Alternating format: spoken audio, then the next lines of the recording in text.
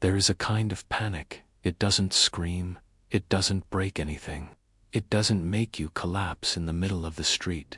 It just sits quietly in your chest, very still, very stubborn, especially on those nights when the room is dark. Everything around you is silent, and the only loud thing left is your own mind. Tonight, that panic is mine. I'm the one telling the story. Not a host, not a healer, not a friend giving advice. Just someone in their late 20s, early 30s, honestly admitting that there have been moments when I had absolutely no idea what I was doing with my own life in the daytime. If you look from the outside, nothing looks like a disaster. I still go to work, still text people back, still laugh at the right moments, still say I'm good when someone checks in on me. If you only glanced at my life, most people would probably say, "You're fine. What's the problem?" But what's not fine lives somewhere else. It lives in the nights when I lie there staring at the ceiling, phone in my hand, not even in the mood to scroll anymore.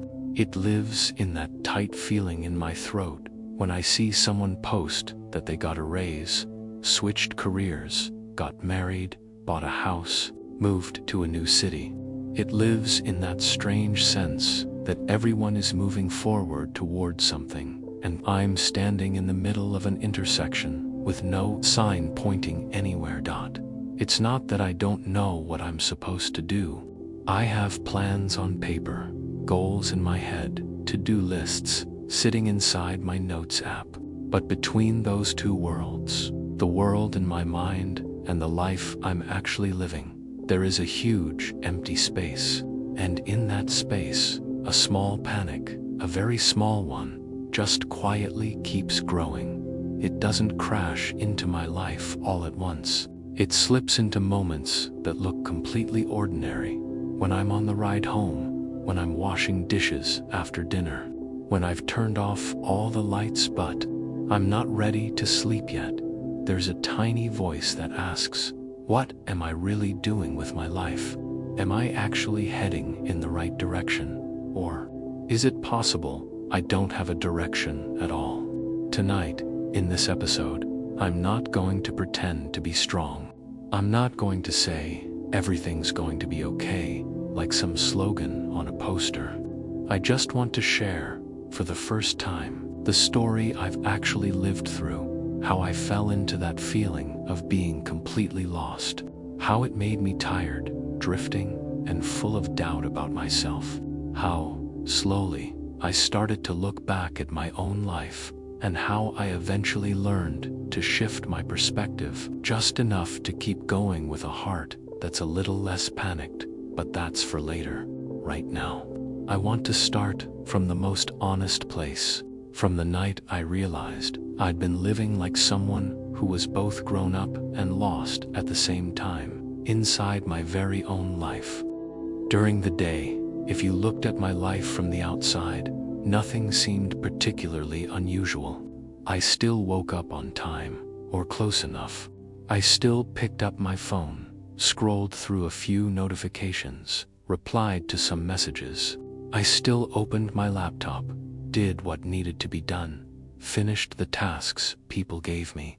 I still laughed when I was supposed to laugh, still typed haha in chats, still said I'm good every time someone asked, how have you been lately? Everything looked normal, at least that's how it seemed. But there was a period when every time I was alone, that feeling of something is off started to grow thicker. It wasn't some huge event. No one betrayed me. I didn't get fired. I didn't lose everything. There was no movie-style tragedy. It was just that I started to feel myself moving through each day without knowing where I was actually going. There were evenings, sitting in a car on the way home, watching the flow of traffic, the lights from cafes, the windows glowing in tall buildings. Behind every window was a different life. Someone cooking dinner, someone playing with their kids, someone on a video call with the person they love, and then there was me, sitting behind a sheet of glass, watching life slide past, like someone standing outside a giant aquarium. The world inside was so full of life, and me. What exactly was I doing here? I didn't know how to answer that question. So I did the easier thing. I avoided it. At night, after another pretty okay day, I picked up my phone again. I scrolled through my friends' stories. Someone showing off a new job, someone checking in from another city, talking about starting a new chapter, someone posting a picture in a nice office with a caption, "So grateful for this journey." Someone sharing wedding photos, anniversary photos, photos of a newborn baby. Every time I passed one of those images, my chest tightened just a little, very small, very fast. Like someone lightly tapping their finger right in the middle of my chest and asking, "And what about you?" I answered myself with the same familiar line, "It's okay. Your time will come." But the more I said it will come eventually, the more I felt like, deep down, I was standing still. There were nights when I turned off all the lights and lay there staring at the ceiling. The fan was spinning. There were faint sounds of traffic outside, and the light from my phone drew a blurry patch on the ceiling. I put the phone down and tried to close my eyes, but every time I was about to fall asleep, one question lit up clearly in my mind. What am I actually doing with my life? Not what job am I doing? Not how much money am I making? But, am I living a life I actually want, or am I just getting through the days? That question didn't get an answer right away. It just stayed there, hanging over my bed like a light I couldn't switch off. I started to fear my free time, not because I was too busy, but because every time I wasn't busy, I had to face the emptiness. When there was nothing to do, I didn't feel rested. I felt useless. Saturday night, no plans. Everyone was posting photos, going out, eating out, watching movies, meeting someone.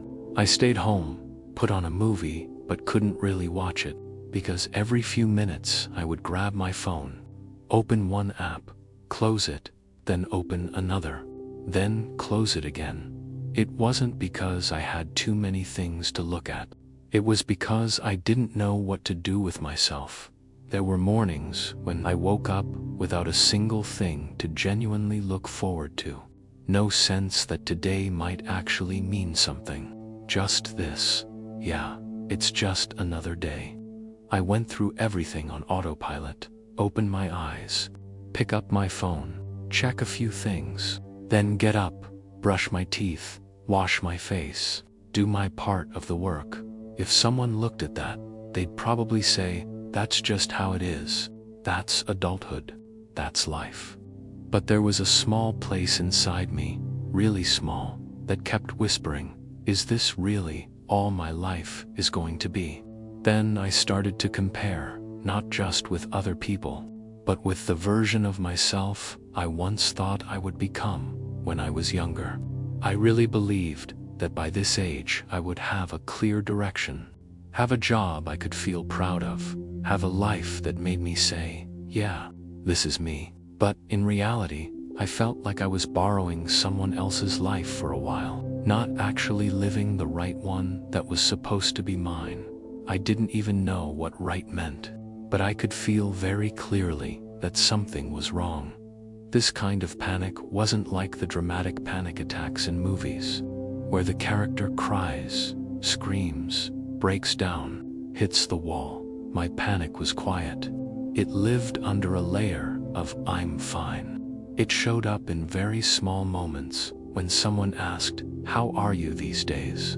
And I answered, "Just the usual," while my mind went completely blank, not knowing what else to say.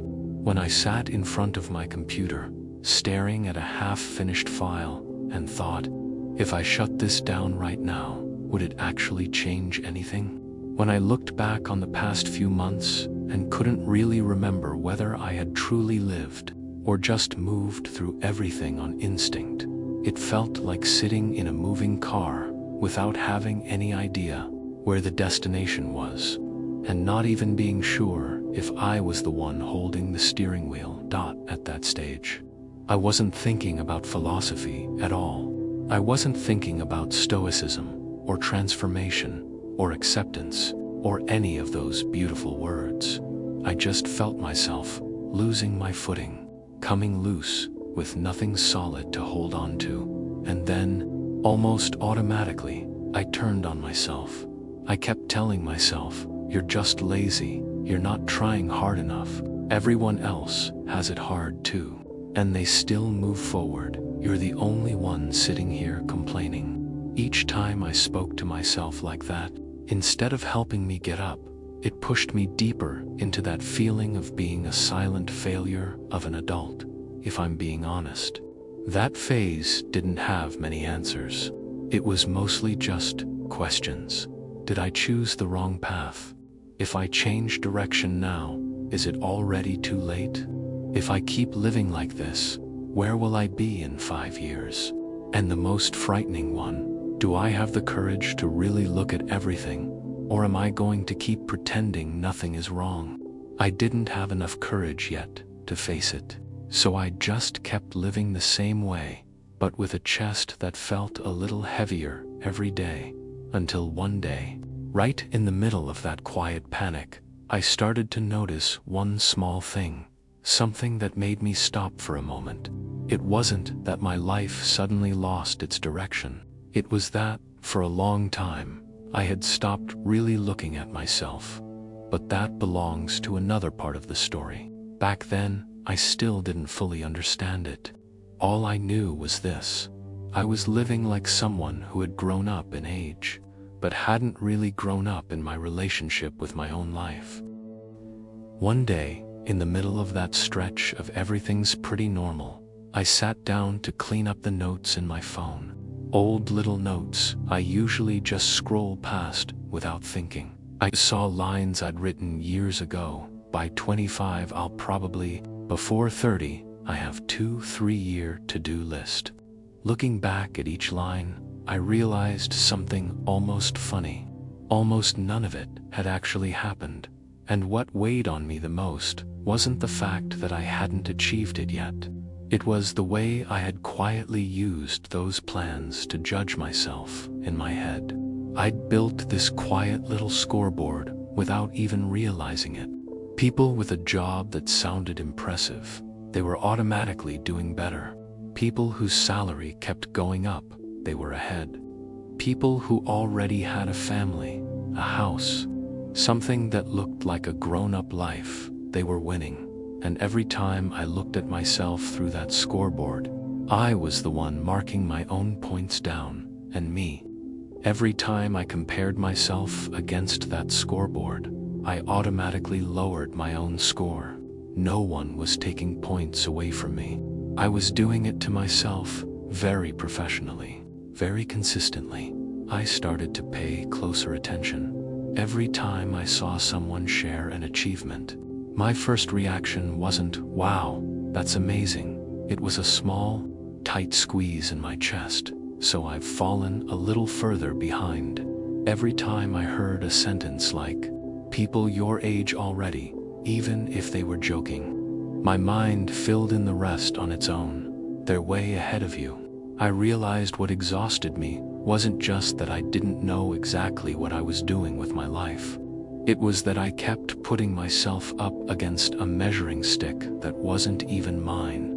I also started to see how good I'd become at avoiding myself when I was tired. I didn't ask, "Why am I tired?" I just opened another video, scrolled a bit more, ate something else, chatted with a few more people. When I felt empty, I didn't sit still long enough to really look at that emptiness.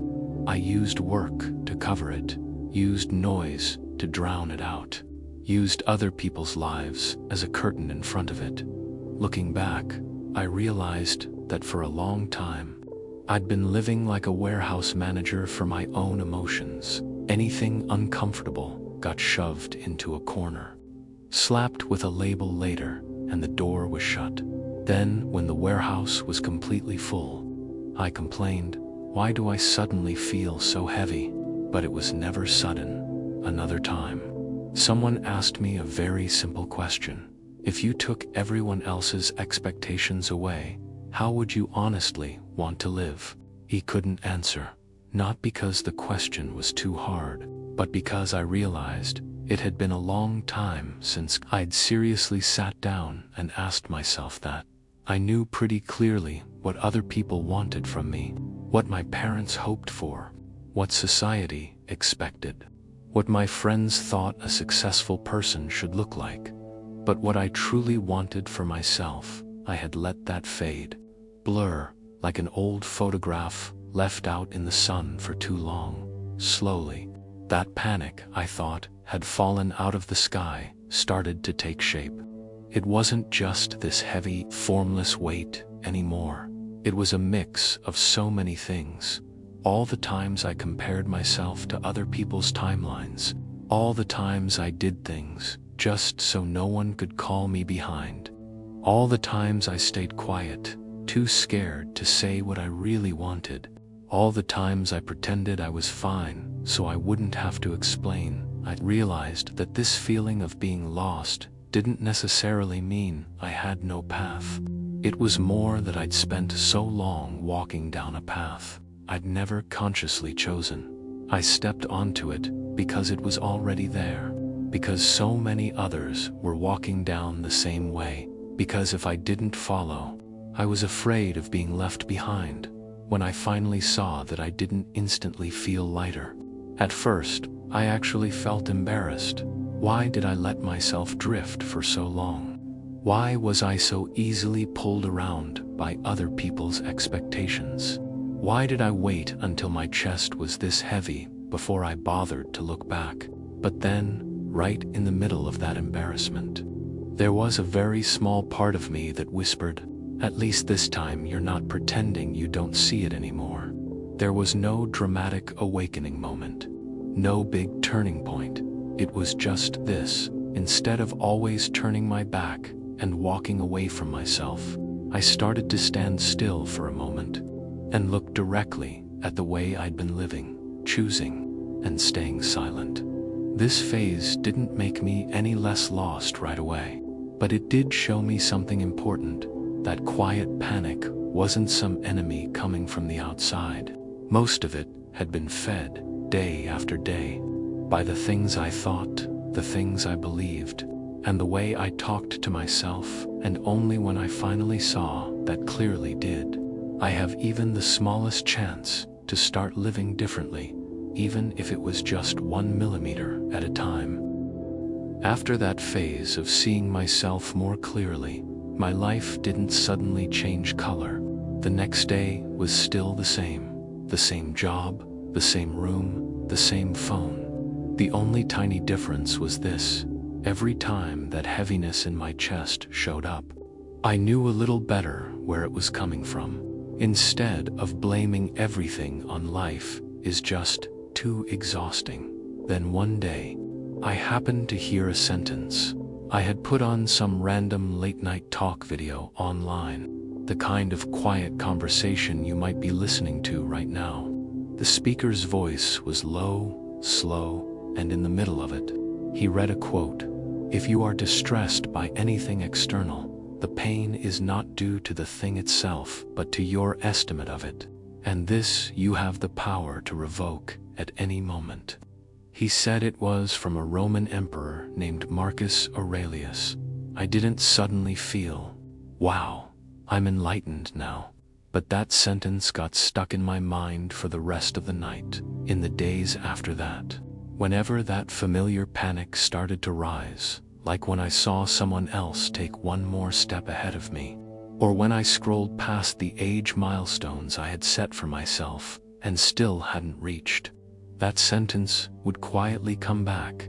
It's not the thing itself, it's the way you're looking at it. I started trying to separate those two.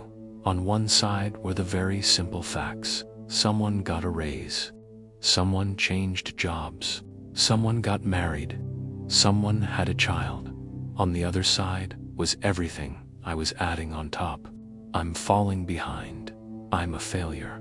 There's no way I'll catch up later. I realized that what kept me awake at night wasn't the picture they posted. It was the entire movie I wrote in my head after seeing it, then forced myself to watch again and again on another day. I came across a different line, this time from Seneca.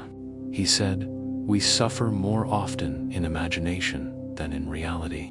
I read it and couldn't help laughing a little to myself, because if there were a contest for who can imagine the worst-case scenario the fastest, I'd probably at least make it into the finals. I thought about how many nights I had lain there, with nothing concrete having happened yet, just a few vague signs, and my mind had already finished writing a full script: failure, falling behind, losing everything, being alone, regretting everything. No one asked me to do that. I did it all by myself, very diligently. From those lines, my curiosity slowly grew. I typed Marcus Aurelius quotes into the search bar. I read a few short passages, not to collect fancy quotes, but like someone who's lost, accidentally finding a few small scraps of a map on the ground. There was one idea that kept coming up. There are things within the space of what we can choose, how we think about something, how we respond, what we actually do today, and there are things completely outside of our hands when other people succeed, whether anyone understands us or not, the things that have already happened, the things that haven't arrived yet. When I looked back at my panic, I saw that most of it lived on the side that didn't really belong to me. And yet every day, I kept rushing over to grab it and hold it tight. I couldn't switch into a whole new life overnight, but I started trying one very small change. Every time my chest began to feel heavy, every time that question popped up in my mind, what am I even doing with my life? I added one more question on top. In all the things I'm thinking about right now, what part is actually something I can do anything about, and what part is something I can only let go of? I didn't always have a wise answer, but just asking that question already slowed the panic down a little, like someone had gently turned down its speed. Another thought from Epictetus stayed with me for a long time. First, say to yourself what you would be, and then do what you have to do. I realized that up until then, I'd mostly been asking, where am I compared to other people? And almost never asking, what kind of person am I becoming? Maybe I didn't have a fancy job title yet. Maybe I didn't have some big, dramatic career story to tell. But every single day, I was still becoming someone, whether I paid attention to it or not. If that's the case, then maybe what I need to care about first isn't when will I finally achieve this or that, but rather, today, what kind of person am I actually living as? Someone who only knows how to compare and tear themselves down, or someone who's trying to focus on doing the small piece of work that's actually in their hands? I started changing a few tiny things, so small that from the outside, no one would probably notice anything different. At night, before going to sleep, I cut back on that extra round of scrolling that only made me feel worse about myself through other people's lives. Instead, I opened a note and wrote a few short lines. What did I do today that I actually feel okay about? Tomorrow, out of all the things I'm worried about, are there one or two small actions I can really take? Instead of just sitting here thinking. I didn't manage to do it every night. Some nights I was still lazy, still avoided it.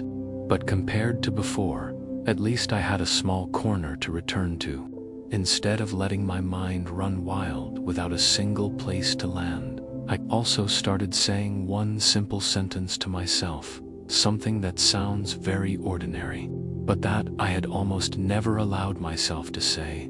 It's okay not to have everything figured out yet. It's okay not to have everything yet, as long as today you don't turn your back on yourself. It doesn't sound very motivational, but it made me feel like I didn't have to keep pretending to be stronger than I was. instead of demanding a perfect life. I practiced accepting the life I actually have, and asking, within this frame, how kindly, how clearly, and how honestly can I live? Even now, I still wouldn't dare say that I've found the right path for my life. I still have days when I feel lost, still have nights when I lie there quietly and feel some kind of emptiness somewhere in my chest. The difference is that now, that panic doesn't fill the whole room anymore. It's more like an uninvited guest who still shows up. But I don't let it sit on my chest anymore. I let it sit on a chair off to the side. I listen to what it has to say, but I don't let it say the final word. If there's one thing Stoicism has made clearest to me, it might be this: my life might not be together in the way other people expect, but in these very small moments, I still have the power to choose what I will think, what I will do, and how I will treat myself the rest, time, other people. The twists and turns of the road, I'll leave that to life to sort out. As for me, tonight I just need to do one thing, to live fully in this small moment, where I'm honest with myself, gentle with the mistakes I've made, and patient enough with a future that doesn't need to be clear in the middle of this night.